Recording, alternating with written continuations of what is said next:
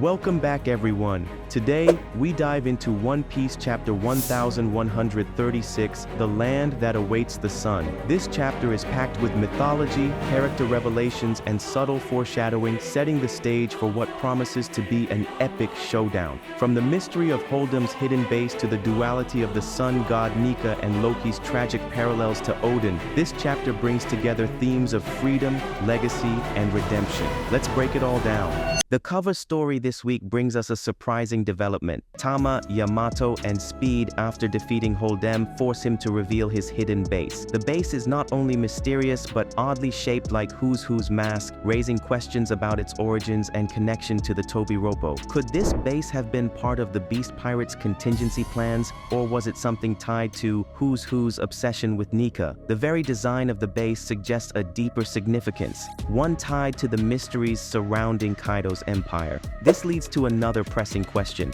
Why didn't Wano's leadership secure better surveillance after Kaido's fall? Was it complacency, or is there more to this oversight? It's also worth asking, are Kaido and Big Mom truly dead? Their presumed deaths remain unconfirmed, and Oda is notorious for leaving major character fates ambiguous. With no bodies found and both Kaido and Big Mom's unparalleled durability, this could all be a diversion. As we uncover more about the remnants of the Beast Pirates, this cover story might foreshadow a larger plot involving Kaido, Big Mom, or the Tobi Roppo, with Tama and Yamato's actions playing a critical role in uncovering hidden threats.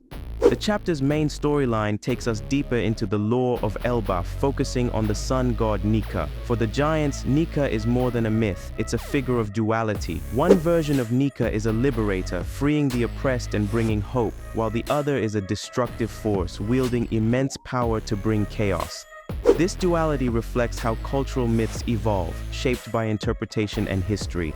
The giants' depiction of Nika with a sword and shield reinforces their belief in strength and honor, aligning with Norse influences like Tyr and Thor. Luffy's Gear 5 form embodies the liberating aspect of Nika. His laughter, carefree demeanor, and boundless energy resonate deeply with the giants' vision of their savior. However, Luffy's reaction to this revelation is as classic as ever. He laughs, stretches, and insists he's just being himself.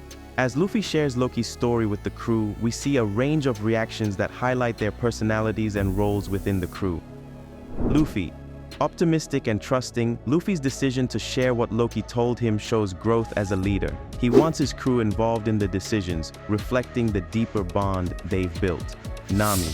Ever the strategist, Nami listens carefully, her skepticism evident. She questions Loki's intentions and the prophecy, voicing concerns to Zoro.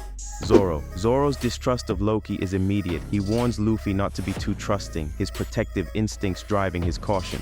Sanji. Silent but vigilant, Sanji keeps a close watch on the situation, ready to act if things take a dangerous turn. This scene captures the Straw Hats' dynamic perfectly, with each member contributing their unique perspective to the unfolding situation. Elbaf's mythology is rich and layered, serving as a microcosm of the larger One Piece world. The giants' belief in Nika and their reverence for strength tie into broader themes of freedom, power, and legacy. The mention of the world being destroyed twice adds an intriguing element, hinting at connections to the Void Century and Joy Boy's legacy. This cyclical destruction and renewal mirror myths like Ragnarok, where chaos paves the way for rebirth. The giants' divided interpretation of Nika mirrors their divided perception of Loki, setting up a compelling narrative about the clash between liberation and destruction. Loki's story feels eerily similar to that of Kozuki Odin. Both characters were seen as menaces in their youth, but carried the potential for greatness.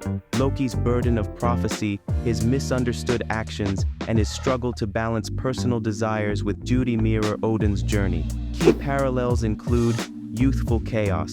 Like Odin, Loki caused chaos in his younger years, taming underworld beasts and fulfilling the prophecy of killing his father.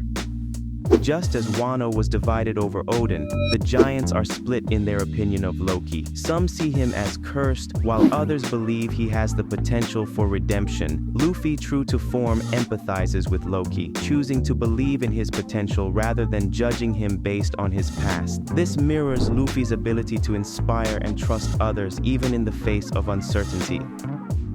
The tension escalates with the arrival of the Holy Knights, led by Gunko and a Shanks lookalike. Gunko's bandage-like abilities and intimidating aura make her a formidable presence, while the Shanks lookalike adds an air of mystery. Their goal is clear: recruit or eliminate Loki. This raises questions about the world government's interest in Elbaf and its role in maintaining control over the giants. The crew's reactions highlight their readiness for conflict. Luffy remains intrigued but cautious.